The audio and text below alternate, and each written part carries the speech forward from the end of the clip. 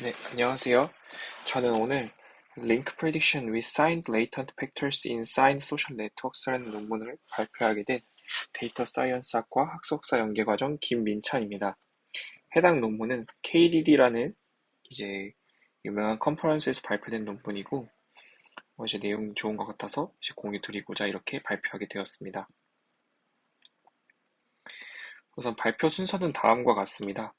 기본적으로는 이제 논문의 구성과 동일하게 진행하게 되겠지만, 제가 일부 부분 좀 설명을 좀 편의성을 위하여 이제 순서를 좀 바꿔서 진행을 하도록 하겠습니다.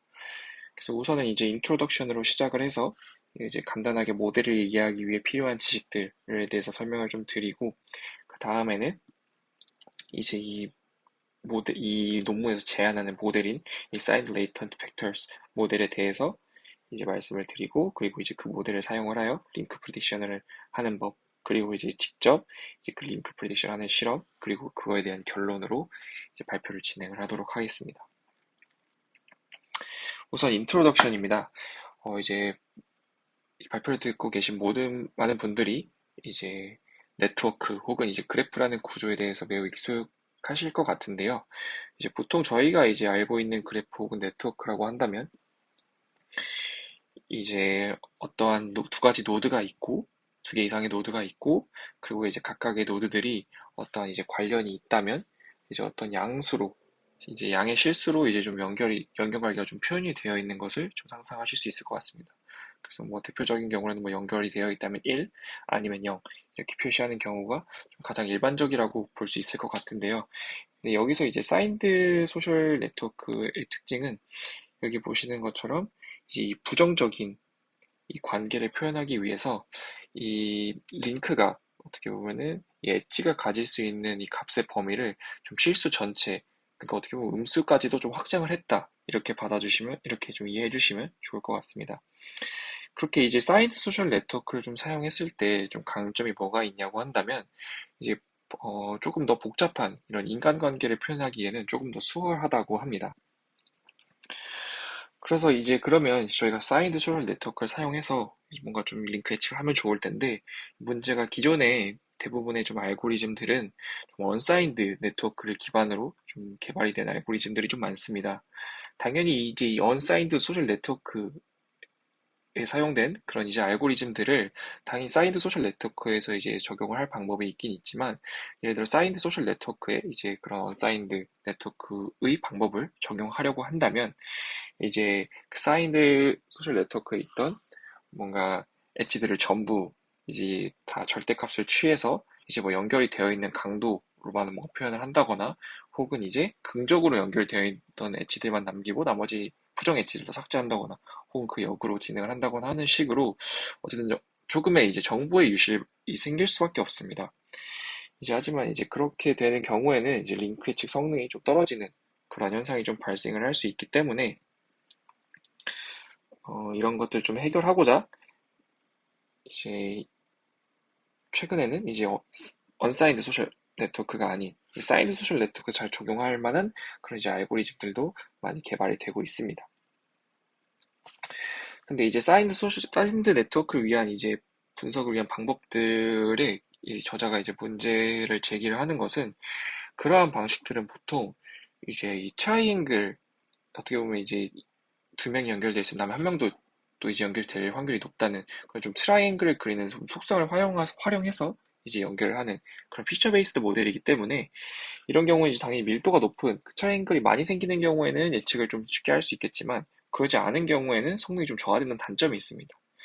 그리고 또 한 가지의 이제 기존 문헌들의 단점이라고 한다면, 중립적 사회적 관계를 이제 고려하지 않는다는 것입니다. 저희가 일반적으로 생각을 했을 때 중립적인 관계라고 한다면 이제 뭐 0이라고 표현이 될 것 같고, 사실 그 관계는 어떻게 보면은 연결이 되어 있지 않은 것과 되게 동일한 것이 아닌가라고 다들 이제 생각을 하실 것 같은데, 여기서 말하는 이제 중립적인 관계라는 것은, 예를 들어 제가 투표를 가정을 했을 때 이제 찬반 투표 이외에도 이제 기권을 투표를 할 수도 있지 않습니까? 이제 그렇게 했을 때 기권이라는 투표는 사실 이 연결이 아예 되지 않은, 투표를 아예 하지 않은 행동과는 또 다르다고 이 저자는 말을 하는 것입니다. 왜냐하면 그것은 어느 정도 본인의 참여의 의지를 나타낸 것이고 언제든지 이제 찬반 쪽으로 갈 수 있는 그러한 좀 상태이기 때문에 아예 이제 연결이 안 된 것과는 또 다르다는 것이 어떻게 보면 이 저자의 좀 주요한 논리라고 할 수 있습니다. 따라서 이 저자가 이제 이 논문을 통해서 달성하고자 하는 바는 우선 링크 예측을 저희가 하는 것이기 때문에 이제 당연히 새로운 링크를 예측하는 것이 첫 번째 목표이고, 두 번째는 이 새로운 링크의 이제 부호까지 예측을 하는 것입니다. 그리고 또한 이게 희소한 네트워크에서도 좀 잘 작동을 할 수 있도록 하는 것이 이 저자의 목표라고 할 수 있습니다. 그래서 아까 말씀드렸듯이 어쨌든 링크 예측이라고 한다면 이제 이 그림과 같이 이 물음표로 대신 되어 있는 이 점선으로 된 이 엣지가 향후 어떻게 될 것인가를 이제 예측을 하는 것인데, 뭐 여기서는 뭐 긍정이 될 수도 있고 부정이 될 수도 있고 혹은 뭐 이제 연결이 되지 않은 상태로 남아 있을 수도 있는데, 어쨌든 이 상태를 예측하는 것이 저희의 목표라고 할 수 있습니다. 그걸 위해서 기존의 논문 같은 경우에는 이제 레이턴트 팩터라는 것을 이제 많이 사용을 하였습니다. 이제 레이턴트 팩터라고 한다면 이제 말 그대로 잠재 변수를 의미하는데, 이 잠재 변수의 특징은 이게 직접적으로 관찰을 할 수 있는 것이 아니고 이제 다른 것들을 보고 다른 지표들을 보고 이제 거기서 좀 추출해낸 지표라고 이제 이제 이해해 주시면 좋을 것 같습니다.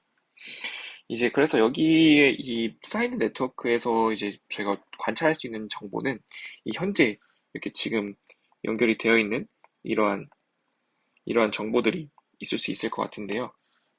이러한 정보들을 이제 사용을 해서 이제 다음과 같이 이 아래 이 B와 같이 이제 두 가지의 차원의 이제 레이턴트 팩터를 이제 추출해냅니다.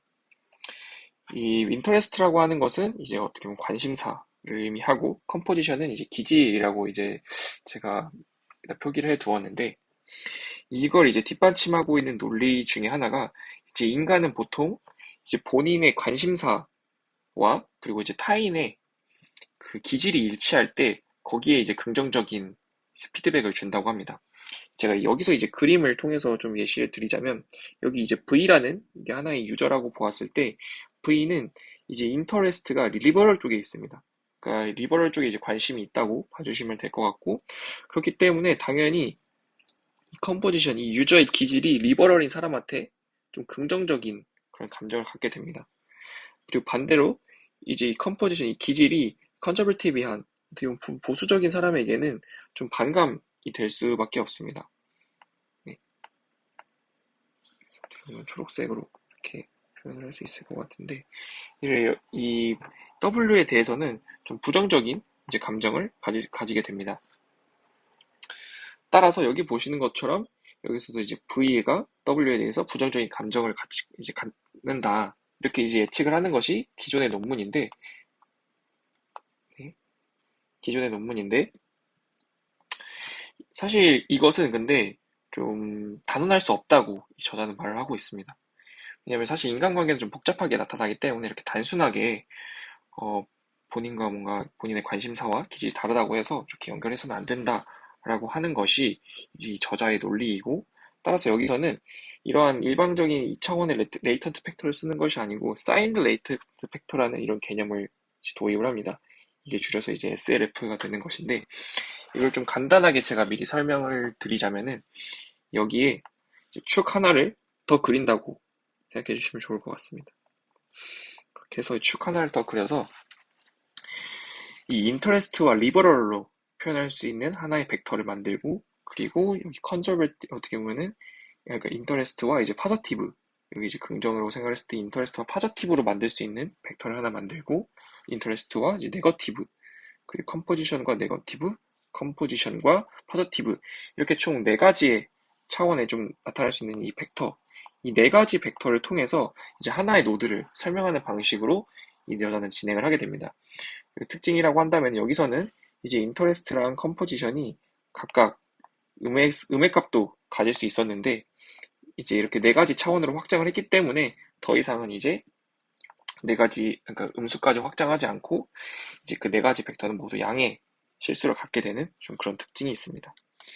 바로 다음 장에서 여기 제가 지금 이 묶은 이 네 가지 벡터들이 어떻게 보면 하나의 노드를 표현하는 그런 벡터들이라고 볼 수 있는데, 여기 같은 경우에는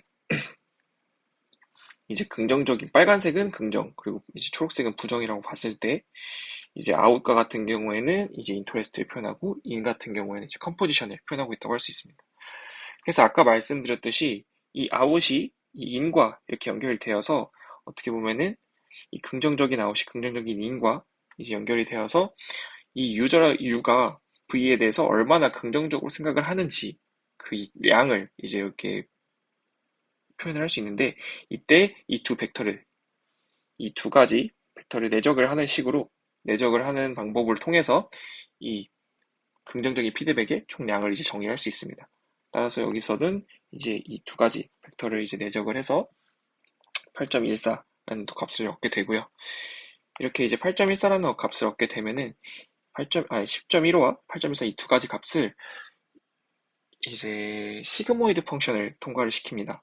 시그모이드 펑션을 이제 통과를 시키게 되면은 다음과 같이 0.72, 0.26 이러한 값을 이제 0과 1 사이의 값으로 나타나게 되는데, 이때 여기 나타난 값이 f 플러스 u v이고 이것이 f 마이너스 u v입니다. 그러니까 한마디로 이제 u에서 v로 가는 긍정적인 이제 피드백의 영향과 이제 u에서 v로 가는 부정적인 피드백의 영향, 이것을 이제 0에서 1 사이 값을 표현했다고 볼 수 있고, 이 값들을 사용해서 얼마나 이제 긍정 혹은 부정으로 사용하는, 부정 혹은 중립, 아니면 아예 어떻게 생각하지 않는지, 이런 것들을 이 네 가지 관계로 나타나게 됩니다. 총 네 가지 관계로 나타나게 되고, 이 값들의 특징은 다 더하면 이제 1이 된다는 좀 특징이 있습니다. 그래서 마치 이 값이 좀 확률과 좀 비슷하게 느껴지고 이제 그렇게 좀 설계를 했기 때문에 여기서는 이 네 가지 값들을 이용해서 이 로스 펑션을 정의를 하게 됩니다. 그래서 이제 각각의 로스 펑션들을 이제 계산을 해서 이 저희가 사실 이 처음에 이 여기 이렇게 크게 보이는 이 벡터들이 저희가 이제 임으로 이니셜라이즈를 한 벡터들입니다. 이 임으로 이니셜라이즈한 벡터들을 최적의 벡터 값을 갖도록 만드는 것이 이 어떻게 보면 이 SLF 모델의 목표이기 때문에, 이 최적화식을 풀게 되면은 이제 이 네모 안에 있는 이 벡터들을 최적의 값으로 세팅을 할 수 있게 됩니다. 그때 이 로스 펑션이 컨벡스 프로블럼이기 때문에 이것을 좀 각각의 이 어떻게 보면 각각의 벡터에 대해서 편미분을 하는 방식으로 이 최적의 벡터 값을 구할 수 있게 되고, 그렇기 때문에 이제 다음과 같이 알고리즘이 구성이 되게 됩니다. 그래서 이제 저희가 인풋으로 네트워크를 넣고, 그리고 이제 t 이터레이션을 반복을 한다고 하고, 그리고 저희가 그때 원하는 것은 아까 말씀드린 이 최적의 이 벡터값 4개를 얻는 것이 저희의 목표입니다. 그래서 아까 말씀드렸듯이 처음에는 이제 간단하게 랜덤의 이제 0과 1 사이에 어떻게 보면 랜덤 값으로 이제 네 가지 벡터를 이제 이니셜라이즈 하게 되고, 이제 각각의 이터레이션을 통해서 이제 이퀘이션 3, 4, 5, 6이 이제 각각 앞에 있는 벡터를 통해서 이 로스 펑션을 이제 편미분한 식을 의미하는데, 이 값들을 통해서 이제 네 가지 벡터의 값들을 최적으로 업데이트를 하고, 그것이 이제 컨버지하게 되면은 이제 이 학습은 멈추게 됩니다. 저희가 아까 그래서 이제 앞에서 진행한 과정이 SLF 모델을 통해서 진행한 과정이 바로 이 1번 과정입니다. 이제 LS 모델을 통해서 저희가 이제 노드에 대한 임베딩을 모두 진행을 한 것이고요.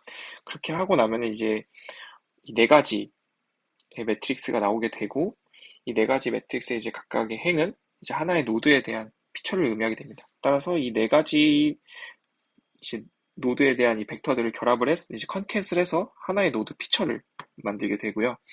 이 노드 피처 이제 두 가지를 저희가 노드 페어 피처로 이제 지정을 해야 되는데, 이 경우에는 이제 컨캣이 가장 성능이 좋았다고 합니다. 그래서 이제 두 개의 노드 피처를 선택을 해서 노드 페어 피처를 구성하게 되고, 이제 그것이 이제 인풋이 되는 것입니다. 이 클래시피케이션 모델이 인풋이 되는 것인데, 여기 사용하는 클래시피케이션 모델 같은 경우에는 뭐 로지스틱 이블루에이션을 사용하셔도 되고, 혹은 뭐 SVM, SVC 등의 좀 클래시피케이션 모델이 이렇게 들어가게 되고, 그 각각의 값에 대한 레이블로 이제 아까 연결이 되어 있던 정보들이 이제 들어가게 됩니다. 그렇게 해서 이제 클래시피케이션 모델을 학습을 하고 그다음에 예측을 하는 방식으로 이 링크 프레딕션은 진행이 된다고 할 수 있습니다. 그래서 본격적인 이제 실험에 사용된 데이터에 대해서 설명을 드리면, 위에 두 가지는 투표 네트워크입니다. 첫 번째 것은 이제 위키백과 관련자 선거를 위한 투표 네트워크, 그리고 그것은 밑에 것은 이제 좀 더 최신 버전. 그리고 그렇기 때문에 이 두 가지 위에 두 개 데이터의 특징이라고 한다면은, 여기 보시는 것 같이 이렇게 뉴트럴 링크가 존재를 하게 됩니다. 아까 말씀드렸던 것처럼 투표를 하러 가서 이제 투표를 아예 안 한 것이 아니고 기권 투표를 한 사람들을 이제 의미하는 것이고, 아래 두 개는 뭐 슬래시닷은 뭐 기술 관련 뉴스 웹사이트, 뭐 친구 네트워크, 아래는 뭐 신뢰 네트워크라고 합니다. 이 네 가지 네트워크의 특징이라고 한다면, 이 노드 수에 비해서 링크의 수가 좀 적은, 좀 스파스한 네트워크라는 것이 이 네 가지 네트워크의 좀 특징입니다. 그래서 이제 여기서는 각각의 긍정 혹은 부정, 이렇게 하나의 혹은 연결되지 않은 이런 것들을 이제 클래시피케이션을 진행하는 태스크이기 때문에, 이제 각각을 이제 긍정 혹은 나머지 이런 식으로 봤기 때문에 이제 불균형 데이터라고 볼 수 있어서, AUC와 마이크로 F1과 같은 좀 불균형 데이터를 좀 평가하기 좋은 그러한 이제 지표로 여기 이제 구성을 했고요. 그때 이제 보았을 때 SLF 여기서 제안한 SLF라는 모델이 확실히 다른 인베딩 기법들에 비해서 훨씬 좀 더 좋은 성능이 보였고, 물론 마이크로 F1에서는 이제 SIDE라는 이제 인베딩 기법이 조금 더 좋은 성능을 보였지만, 사실 그래도 뭐 크게 밀리는 성능이 아니고 다른 지표에서 이제 훨씬 좋은 성능을 보였기 때문에 뭐 SLF가 충분히 성능적으로도 의미가 있다, 이렇게 봐주시면 될 것 같습니다. 그리고 이제 오른쪽 테이블 같은 경우에는 이제 이것이 이제 중립 관계의 영향을 제가 표현한다고 적어 두었는데, 이 SLF 디그레이디드라는 이 모델은 이 중립 관계를 고려하지 않고 학습한 모델을 의미합니다. 따라서 중립 관계를 배제하고 그냥 학습을 시킨 모델인데, 확실히 이제 중립 관계를 함께 학습을 시켰을 때 조금 더 좋은 성능을 보였기 때문에, 중립 관계를 반영할 수 있는 모델이, 이 SLF 모델이 훨씬 더 가치가 있다라는 것을 좀 표현해주는 그런 테이블이라고 볼 수 있습니다. 그래서 여기서 이제 이 제안한 모델의 장점은 아까 말씀드린 것 같이 이 중립 관계를 고려할 수 있게 되었다. 그리고 이것이 좀 성능 향상에 도움이 된다는 사실을 발견했다. 이게 좀 가장 큰 장점이라고 할 수 있고, 성능 자체도 다른 모델에 비해서 좀 성능 향상이 이루어졌기 때문에 그런 성능 향상의 측면에서도 좀 의미가 있었던 논문인 것 같습니다. 다만 이제 여기서 직접적인 리미테이션을 제안하진 않았는데, 제가 생각했을 때의 리미테이션을 조금 서술해 본다고 한다면, 이것이 어쨌든 아까 말씀드렸듯이 알고리즘 방식이 하나의 노드에 대한 그 벡터 네 가지를 이제 최적화를 할 때 각각을 다 편미분을 하고 또 업데이트하고, 그리고 이제 그 값들이 컨버지 할 때까지 계속 반복을 하는 그런 과정이기 때문에, 사실 노드 수가 늘어난다면 이제 리니어하게 그게 늘어날 수밖에 없다는 그런 좀 단점이 있다고 생각을 했습니다. 네, 이상으로 저의 발표는 마치도록 하겠습니다. 네, 감사합니다.